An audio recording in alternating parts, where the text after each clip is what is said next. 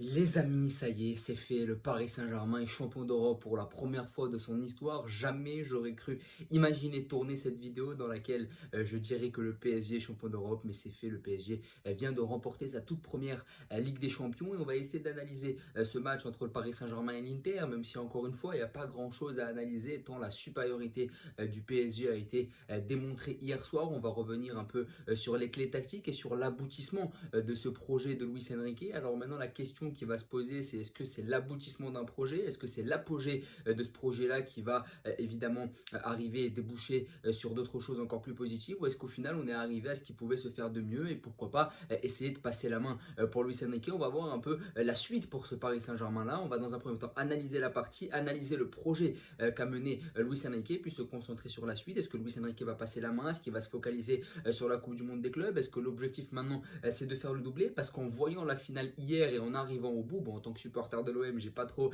kiffé, notamment sur les 20, 25, 20 minutes, mais dès que j'ai compris que le PSG allait être champion d'Europe, je me suis fait une idée. La seule chose importante pour moi à ce moment-là, c'était de profiter du match parce que la supériorité du PSG était telle que forcément c'était très très beau à regarder si on enlevait un peu l'œil du supporter de l'OM que j'avais. Si j'analysais simplement le match, eh bien on se rend compte que cette équipe du Paris Saint-Germain, elle est tout simplement au-dessus et j'ai vraiment profité de ce match-là parce que cette partition, elle a été parfaite de la part des hommes de Luis Enrique. Et là, la question, c'est est-ce qu'on peut faire mieux que ça sur le plan footballistique? Parce que ça fait très longtemps que j'avais pas vu une équipe de football jouer aussi bien. On va se focaliser sur la rencontre. Et c'est vrai que si on prend la rencontre en amont, on pouvait se dire que c'était une opposition de style, on pouvait se dire que ça allait être une rencontre extrêmement serrée. L'Inter Milan, c'est une équipe qui est réputée pour avoir éliminé le Bayern Munich, pour avoir éliminé le FC Barcelone, donc pour avoir éliminé des équipes qui se rapprochent un peu du Paris Saint-Germain en termes de profil, c'est-à-dire des équipes très offensives, des équipes qui jouent beaucoup au ballon, qui vont chercher très haut, qui mettent beaucoup de rythme, beaucoup d'intensité.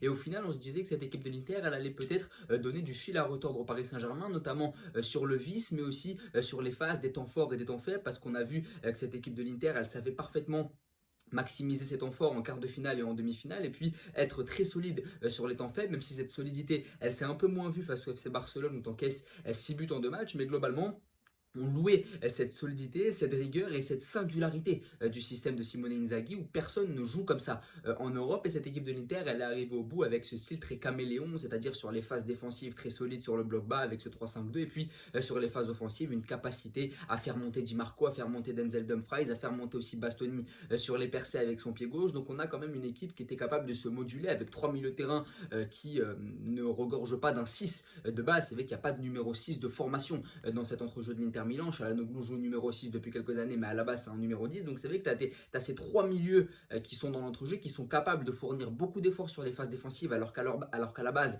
c'est pas leur style, mais qui sur les phases offensives vont vraiment faire profiter l'équipe de leur qualité offensive intrinsèque. Et c'est vrai que cette équipe elle a été réputée pour être assez caméléon tout au long de la compétition. Donc au début du match, avant le match, on pouvait comprendre le stress des supporters parisiens parce que tu affrontes une équipe que tu n'as encore jamais joué. Jusque-là, tu as affronté des équipes anglaises qui jouent au ballon, qui vont de l'avant, qui pressent haut. Là, tu joues une équipe de l'Inter qui, comme je l'ai dit, s'est illustrée en éliminant des équipes qui ont le même style que toi. Maintenant, dès que le match débute, sur les 5-10 premières minutes, on s'est rapidement fait une idée. Alors moi, je me disais, puisque j'étais derrière l'Inter Milan, je ne vais pas me cacher, je me disais au début, bon, le PSG imprime son rythme sur le match, c'est tout à fait normal. 10-15 minutes où le PSG met beaucoup d'intensité sur le pressing, tient le ballon, c'était prévisible au final. On savait que le PSG allait tenir le ballon, on savait que le PSG allait presser cette équipe de l'Inter. Par contre, ce qu'on n'avait pas prévu, c'était que l'Inter allait avoir autant de mal à se défaire du pressing et en particulier Yann Sommer. Parce que c'est vrai que Yann Sommer, il était sur les phases précédentes de la compétition très précieux sur cette phase de relance parce que personne pensait à aller le presser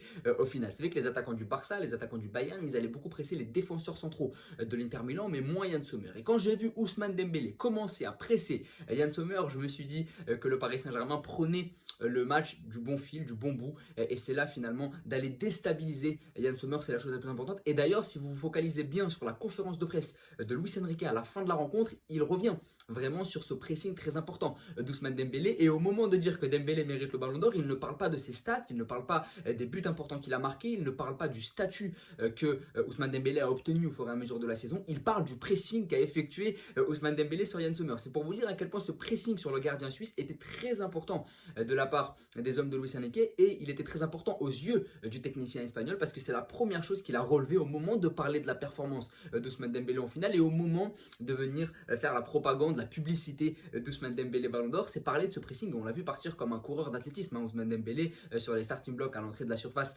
sur le pressing. Et c'est là que je me suis dit que la soirée allait être longue pour l'Inter Milan et pour tous les supporters de l'OM que je suis. C'est vrai que cette équipe de l'Inter Milan, elle a été prise à la gorge, et en particulier Yann Sommer qui rate 2 relances, il me semble, sur les premiers quarts d'heure. Une relance sur Di Marco, 2 relances d'ailleurs, je crois, sur Di Marco au bout de 15 minutes. Et c'est là que je me suis dit que ça allait être très très compliqué. Et on le voit sur le premier but. Cette équipe du Paris Saint-Germain, elle a énormément de qualité et surtout cette capacité à se projeter dans la surface de réparation. Quand vous regardez le premier but du Paris Saint-Germain, Désiré Doué, il est dans une zone où il ne doit jamais être. Normalement, Désiré Doué, il joue ailier droit sur cette partie-là. Pourtant, sur le premier but du Paris Saint-Germain, il se retrouve dans la surface de réparation, poteau gauche, enfin poteau droit de Yann Sommer, poteau gauche depuis le but du Paris Saint-Germain. Il se retrouve dans une zone dans laquelle il ne doit pas être à la base. Achraf Hakimi, c'est la même chose. Il est latéral droit, il se retrouve dans la surface de réparation. Donc c'est pour vous dire que dans cette équipe-là du Paris Saint-Germain, il y a une forme de dépassement de fonction. Il y a aussi une capacité à multiplier les passes dans les petits espaces pour essayer d'écarter et d'étirer le bloc de l'Inter Milan. Et cette équipe du Paris Saint-Germain, elle s'est montrée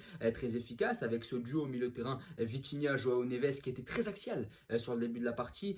On essayait un peu de distiller les ballons depuis l'axe du terrain, et un Fabien Ruiz qui a eu un rôle très particulier, c'est qu'il allait énormément s'exporter sur le côté gauche pour créer le surnombre et essayer de déstabiliser Denzel Dumfries. Et c'est pour ça que Barcola n'était pas titulaire, parce que si Barcola avait joué, il aurait joué ailier gauche, et je pense que ça n'aurait pas été opportun, ça n'aurait pas permis à Fabien Ruiz de venir vraiment dédoubler de manière sereine. Là, le fait d'avoir Kvishak Kvaratskhelia qui a beaucoup repiqué dans l'axe, ça a permis de libérer un espace pour Fabien Ruiz qui est venu créer justement cet espace-là depuis l'axe gauche, l'axe gauche de l'attaque parisienne et l'axe droit de la défense interiste. Et forcément, cette équipe de l'Inter, elle a été prise à la gorge très rapidement, avec le PSG qui a su imprimer son rythme sur la rencontre. Et finalement, il n'y a rien à dire. 5-0 en finale de Ligue des Champions, c'est le plus gros écart jamais enregistré dans une finale de Ligue des Champions dans l'histoire de la Ligue des Champions et du football en général. C'est vrai que 5-0, c'est très très rare. Et la dernière fois qu'on a eu une telle raclée dans une grande compétition entre deux grosses équipes, c'était le Brésil-Allemagne au final, en 2014. Parce que depuis, il n'y a que, évidemment, c'est normal, c'est inhérent à ce genre de rencontre-là. Quand tu es en quart de finale, demi-finale, finale, c'est des équipes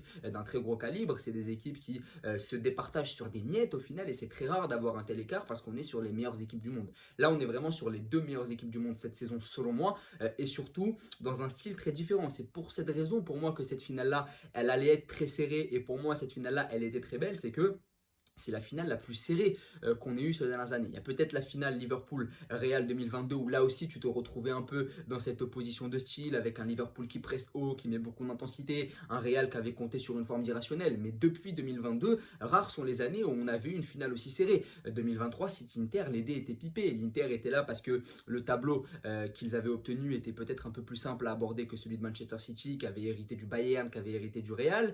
C'est pareil en 2024, Real Dortmund, personne ne voyait le Borussia Dortmund arrive en finale. Dortmund aussi avait joui de ce tableau un peu plus favorable. Donc c'est vrai que la finale à la base sur les 2-3 dernières saisons, c'est assez déséquilibré comme confrontation. Et pourtant sur les matchs, et c'est assez paradoxal, c'était des rencontres qui étaient assez déséquilibrées sur le papier, mais sur les matchs au final on avait eu des rencontres plutôt équilibrées. Là c'est très paradoxal parce que sur le papier il y a une rencontre très équilibrée, mais dans les faits c'est pas du tout le cas. Et c'est vrai que là aussi on se retrouve dans une forme d'apogée, dans une forme d'apothéose. Et c'est ce pourquoi en début de vidéo je disais que Luis Enrique, est-ce qu'il va continuer, est-ce qu'il va s'arrêter? Parce que quand je regardais hier le Paris Saint-Germain, notamment sur les 20 dernières minutes, je me suis dit, on ne peut pas faire mieux. C'est-à-dire qu'en termes de football, en termes de partition, en termes de travail fait par un entraîneur, on ne peut pas faire mieux que ça. Alors moi, personnellement, le Barça de 2011, j'étais beaucoup trop jeune. J'ai peut-être regardé des résumés, des rencontres, etc. Mais j'étais beaucoup trop jeune pour le vivre en direct. Mais c'est vrai que j'ai rarement vu une équipe aussi forte. Alors il y a peut-être le City de Guardiola, avec le 4-0 qu'ils avaient infligé au Real Madrid en demi-finale en 2023, où là je m'étais dit c'est l'apothéose du style Guardiola, mais c'était pas en finale. En finale, Manchester City est très inquiété.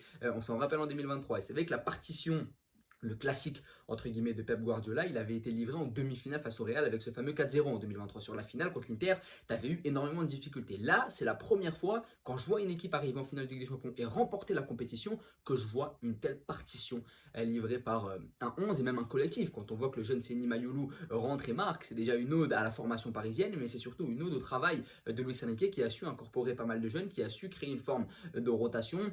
Quand je vois Nuno Mendes avoir quelques difficultés physiques au début début de la rencontre et que je vois Lucas Hernandez s'échauffer, très enthousiaste dans son échauffement, je me dis que Luis Enrique a réussi à créer une structure très forte depuis le début de la saison, avec pas mal de polyvalence là aussi, et c'est un projet qui a mis du temps à se construire. Moi personnellement, je me rappelle des premiers matchs amicaux que Luis Enrique avait fait du côté du PSG, c'était à l'été 2023. D'ailleurs, le PSG avait affronté l'Inter à cette époque-là, ils avaient perdu contre l'Inter, c'était lors d'une tournée au Japon, je crois, le PSG menait 1-0, ils avaient été renversés de buts 1, c'était en juillet 2023, c'était au tout début de l'arrivée de Luis Enrique, au tout début, au balbutiement de son projet, au coach ibérique, et on se rappelle qu'au début c'était compliqué, il n'avait pas vraiment tous ses hommes, il a dû se séparer de Neymar, il a dû se séparer de Verratti, il avait recruté Bradley Barcola pour faire la doublure de Mbappé, il avait pris deux numéros 9 d'un profil assez différent, Gonzalo Ramos et Randal Kolo Muani, à droite tu avais Dembélé pour prendre la profondeur et Asensio un peu plus dans les pieds, donc dès le début il avait réussi à créer une structure, il a réussi à avoir une équipe qui collait vraiment à ses idées en dégageant les joueurs dont il ne voulait plus, et je pense que pour Luis Enrique ça devait être dur de se séparer de Neymar, de se séparer de Verratti, mais au final c'était quelque chose d'assez légitime parce qu'il voulait repartir d'une feuille blanche, et je pense, et je ne voulais pas en parler dans cette vidéo, mais je pense que le départ de Kylian Mbappé a été un mal pour un bien, même si l'international français a énormément apporté au Paris Saint-Germain, et ça il ne faut pas le nier, c'est quand même un joueur qui a énormément apporté, qui a fait progresser, qui a fait basculer le PSG dans une nouvelle ère. Il fallait se séparer de Kylian Mbappé pour pouvoir créer une structure collective très forte, sans tête, qui dépasse vraiment, et on le voit encore. Le départ de Mbappé a permis, malgré Mbappé, encore une fois, c'est pas la faute de Kylian Mbappé, mais le départ de Mbappé a permis à des joueurs de se libérer sur le front offensif, comme Ousmane Dembélé. Ça m'a un peu rappelé quand Ronaldo a quitté le Real et que Benzema lui a succédé, ça a pu libérer l'ancien joueur de l'Olympique Lyonnais. Là c'est pareil, le départ de Mbappé a pu octroyer à Ousmane Dembélé de nouvelles responsabilités. Pareil pour Désiré Doué, doubler une passe décisive, on n'avait jamais vu ça dans l'histoire du football, encore moins pour un jeune joueur de 19 ans. Ça a permis à des jeunes joueurs d'éclore, ça a permis à des joueurs secondaires comme Ousmane Dembélé jusque-là d'obtenir et de jouir d'un statut de joueur très important, de joueur omnipotent, et ça c'est très intéressant. Donc voilà, c'est vrai qu'il a vraiment construit un vrai projet. L'an dernier, il te manquait peut-être un homme un peu plus technique au milieu de terrain, ils sont allés le chercher en la personne de Joao Neves. Ça a permis à Zaïre Emery d'aller sur le banc et d'apprendre un peu plus, parce que c'est vrai que le maître titulaire, il était peut-être un peu trop jeune pour être encore pleinement titulaire au Paris Saint-Germain. Ça va permettre à Zaïre Emery de faire ses classes sur les prochaines saisons. Donc c'est très intéressant. Pacho aussi, aller chercher Pacho c'est très intéressant. Tu prends un défenseur agressif, un défenseur un peu plus hargneux pour être la doublure, pour accompagner Marquinhos. Là aussi ils ont eu une F1. Donc c'est très intéressant ce qu'a réussi à faire Luis Enrique. Et encore une fois, dans le football il y a beaucoup de patience.